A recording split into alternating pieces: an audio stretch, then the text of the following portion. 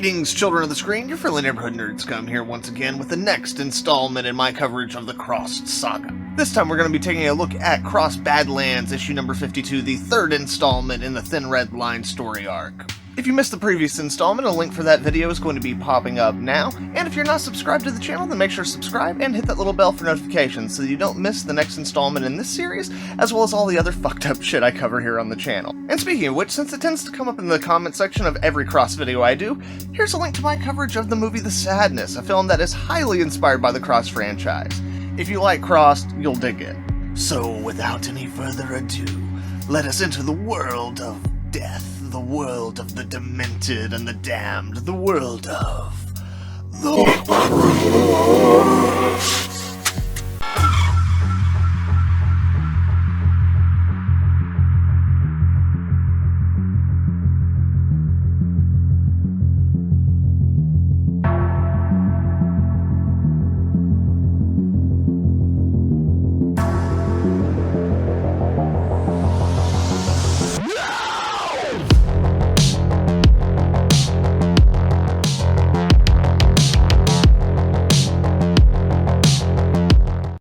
We open on base with Jackie, hands in pockets, kicking the tire of her fighter as Thomas approaches, calling out, "Thought I might find you here," telling her that everyone else is watching some news broadcast in the mess, but he wanted to come out and help her sulk. Jackie immediately launches into a rant about them being grounded for her extreme flying, but the vaguely flirty exchange is broken up by another soldier, Ollie, pulling up in a jeep and calling out for their attention. Ollie fills them in, telling them about the two airmen who completely lost their minds and started shooting up everything before disappearing from radar. As he's saying this, we see a fighter approaching from behind him. So Thomas interrupts. "Ollie, you don't suppose..." And what seems like a second later, the fighter is crashing into the base and exploding, throwing our trio to the ground. Thomas checks on Jackie, but she is transfixed on Ollie, who has a large piece of shrapnel protruding from his chest. So Thomas pulls her to her feet and they start moving towards a fire truck and medical vehicle. Jackie tries to ask about Ollie, but Thomas tells her it's no use, that the poor sod's dead already. Then seeing something in the distance, Jackie tells Tom to wait. They both look, seeing the cab of an 18-wheeler smashing through the base fence and slamming into the fire truck, crushing the first responders. And then from the hole created in the fence, the infected begin to pour in, with Jackie asking, "And what do you make of that?" Back at the bunker facility, the Prime Minister and Alistair are locked on the telephones, jumping through all the political hoops trying to get this thing sorted out. But clearly, they have no idea what to really do and are roadblocked by the intricate layers of the system at seemingly every turn. Harry and the boys discuss how to handle this from their side, with Harry telling them that unless there is an immediate and present threat of danger, he's not allowed to take control beyond his current actions. He tells Jacques and Taft to bolt themselves to the Prime Minister's hip for the time being, and tells Patty to go ahead and make a call in for reinforcements from B Squadron. The Prime Minister gets off the phone, informing everyone that his advisors are suggesting from the look of it, it appears that this might have the makings of a coordinated attack. He asks Dr. Chopra her opinion. She tells him that it's not impossible, but unlikely, as the combination of the way that the virus presents and how fast it moves seemingly provides no benefit to an invading force. Prime Minister, quite frankly, anyone knowingly releasing it would be playing with hellfire. Alistair then poses the question of how did it manage to transmit from Patient Zero to RAF pilots? Dr. Chopper tells them what she has been consistently telling them, that without more background info on Patient Zero, they just do not know. And the strangeness of his docility in comparison to the others who have been infected makes the situation even harder to judge. Alistair interjects that the man attacked the Prime Minister, but Harry questions if that's really what happened or if the Prime Minister was simply in the way of his escape. Thinking about it, the Prime Minister agrees that the man didn't even really seem to see him. Harry then comments that more than anything now, the man appears to be extremely frightened, and then he asks the doctor if she would mind him having another word with the patient. Dr. Chopper responds, "Be my guest." Suddenly becoming hostile once more, Alistair steps up into Harry's face, pointing a finger at him and declaring, "Yes, why don't you two just sit down together and share a pot of tea?" Clearly agitated, but very calmly, Harry asks Alistair, "Did you look that up? Like I told you," referring back to their argument from issue 50. Down with Patient Zero, Harry asks him if he's hungry or thirsty. He says that the only thing he needs is to find out what's happened to his life.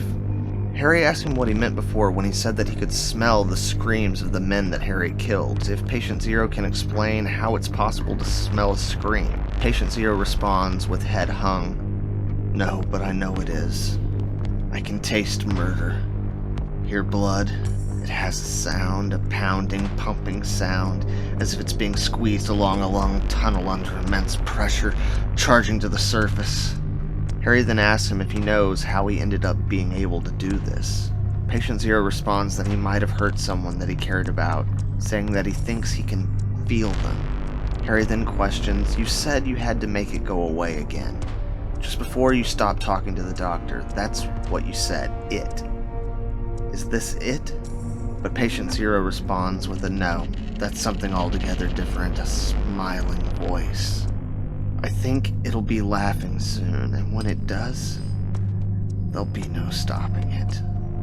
Do you believe in God?" With a sneer, Harry tells him that if this is going to be one of those whole God told me to do it things, then he's not going to be impressed, but Patient Zero just poses the question again, to which Harry tells him no, but that he does believe in the part of man that he calls God, in which voice he speaks when he grants himself license to perform the utterly unspeakable. Back on the airbase, Thomas and Jackie hide out from the infected and the carnage. From this vantage point, they start to put it together, how it works. They bite you, they touch you, you go the same way, and it's spreading like fucking wildfire. Jackie gives Thomas a pensive look, telling him, "Don't you dare bloody say zombie." Thomas responding without even a look, "Don't worry, that's the one thing you're not going to hear." But then they're spotted. A large, distraught-looking woman covered in shit and rashes rushes towards them screaming, "I'll kill my baby! My baby! Why? You kill my baby!" Jackie barks back at the woman, "Well, what the fuck do you want me to do?" But before the infected woman can respond, a military jeep plows into her, sending her and her baby's corpse flying. One of the soldiers announces himself as Bill Joseph, RAF Regiment, then asks if they are pilots or navigators. Thomas tells him one of each, and Bill grabs Jackie's hand, pulling her into the jeep, stating, "Good, you're exactly what I was ordered to find." They climb into the jeep and it speeds off, but an infected jumps from above, tackling their gunner, and the two of them tumble out of the vehicle. Joseph orders one of them to get up on that gun. Jackie jumps up, taking up the position, and opens fire. Mowing through the horde of infected, they break free off of the base, with Joseph telling the driver to take a left out of the gate and then head west. But even once they're off the base, more infected are charging down the road from elsewhere to intercept them. Thomas tells Jackie, who's still firing at the infected on base, to look to our front. We've got more customers. Back once again in the bunker facility, Harry finds Dr. Chopra sitting on the floor, jacket and shoes discarded, her hair slightly a mess as she stares into space, lost in thought. He questions if she's okay, but she timidly responds that she's not. For the first time, in fact, she is genuinely scared. There's been a development in their research on the virus, and she was about to go and inform the Prime Minister, but she had to take a moment and really think through the implications of everything that's happening. We identified the virus, or rather, we've identified it as a virus.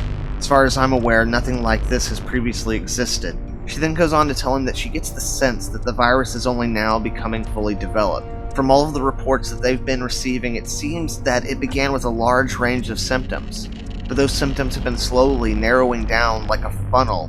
While Patient Zero's condition is unchanged, she feels that the condition of Harry's men is going to typify the primary symptoms of this virus. Pure unrestrained rage. He asks her how fast this thing is going to spread. I'm extrapolating slightly here, but while the time for physical and even mental alteration would probably vary, the course of the virus through the bloodstream is unprecedented. By which I mean, and she snaps her fingers. Harry stops her for a moment, asking what she means by physical alteration. She then informs him that seemingly simultaneously to them isolating and identifying the virus, a final physical symptom presented itself on his men. She then tells him that he should see for himself, and excuses herself to go and report to the Prime Minister. Harry calls after her as she walks away, but she continues moving on, only responding that she was sorry, and that he needed to go and see for himself. Harry enters the observation area for the isolation room in which his men are being kept. He peers through the window past the smears and bloody handprints at John Duff, and looking back at him, the pocked, scarred, rashed, smiling, blood-covered face of the Crossed. And that is where this issue leaves us off. Right on, children of the screens, there you have it, issue 52 of Crossed Badlands, and I have to say, it's the best issue so far out of this story arc. It's definitely more balanced, giving us a better mix of that prequel story that we came here to see, and that special kind of craziness that makes Cross so memorable. Overall, this issue is better paced, with the introduction of more infected attacks in it makes it much easier to break up the story, control the narrative flow, and emphasize the dramatic beats. The characters are all still relatively strong, however this is the first issue where there hasn't really been any further development for most of them, instead maintaining a kind of holding pattern, seemingly repeating the same behaviors from previous 2 issues just to reinforce them. This, however, is not a complaint as much as an observation, as there is one character who has further development, in that of Dr. Chopra. With the new developments and discoveries that she makes with the virus towards the end of this issue, we see a dramatic deterioration of her mental state, though short-lived it might be, and the fact that the other characters have been kept in their kind of holding patterns for this entire issue, it definitely gives more emotional emphasis to her change, in turn giving more emphasis to the importance of this moment in the overall Crossed lore. It's a device that works relatively well for the most part, as the issue reads quickly enough that it doesn't become too distracting and nothing ever gets boring.